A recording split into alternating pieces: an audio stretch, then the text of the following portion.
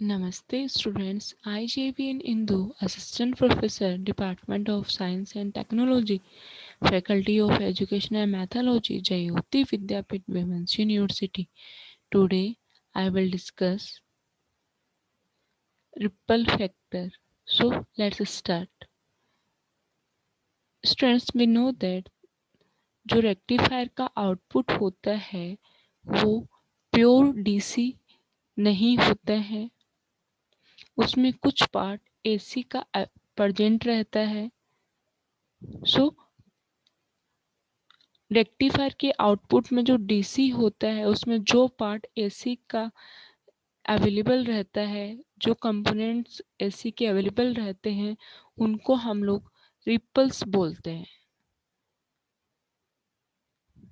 I am repeating once again, rectifier का जो output होता है डीसी, वो डीसी प्योर डीसी नहीं होता है, उसमें कुछ कंपोनेंट्स एसी के अवेलेबल रहते हैं।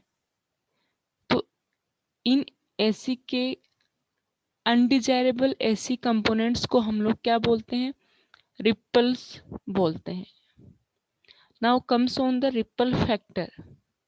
Ripple factor is defined as the ratio of RMS value of AC components to the DC components in the output. जो रिपल फैक्टर होता है वो RMS value of AC components and value of DC components का ratio होता है। तो ripple factor equals to RMS value of AC components upon value of DC components.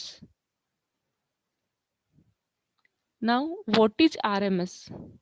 RMS can be defined as the effective value of a varying voltage or current. RMS क्या है? Effective value है of a varying voltage और current का. It is the equivalent steady DC constant value which gives the same effect. For example, a lamp connected to a 6-volt RMS AC supply will shine with the same brightness with connected to a steady 6-volt DC supply. It means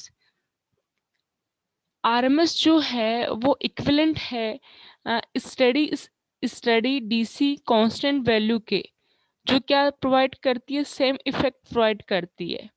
means अगर हमने एक lamp को 6 volt RMS AC supply के साथ connect कर रखा है और जब हम लोग इसी लैंप को 6 वोल्ट DC सप्लाई से कनेक्ट करते हैं तो जो ब्राइटनेस, जो शाइन का जो ब्राइटनेस होगा वो सेम होगा जब हमने इस लैंप को 6 वोल्ट RMS AC सप्लाई से कनेक्ट किया, तो उस टाइम में जो ब्राइटनेस होगा इस लैंप का वो सेम रहेगा जब हम लोग इस लैंप को 6 वोल्ट DC सप्लाई के साथ कनेक्ट करते हैं। तो RMS क्या है? इफेक्टिव वैल्यू है ऑफ अ वेरिंग वोल्टेज और करंट का, और इक्विवेलेंट होता है steady DC. It means constant DC value के ये इक्विवेलेंट होता है जो कि सेम इफेक्ट देता है।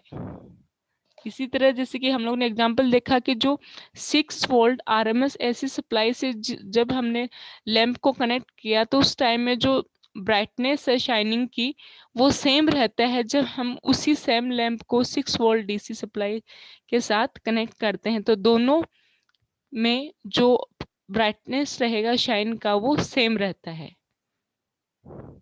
तो आज हम लोग ने डिस्कस किया है रिपल फैक्टर।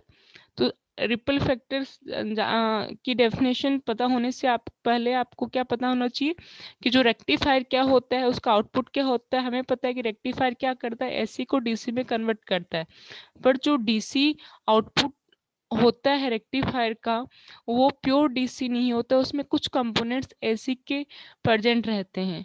तो उन्हीं अनडिजायरेबल एसी कंपोनेंट्स को हम लोग रिपल्स बोलते हैं।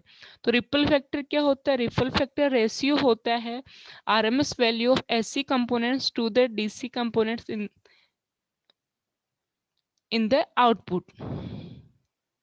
तो ripple factor equals to RMS value of AC components upon value of DC components.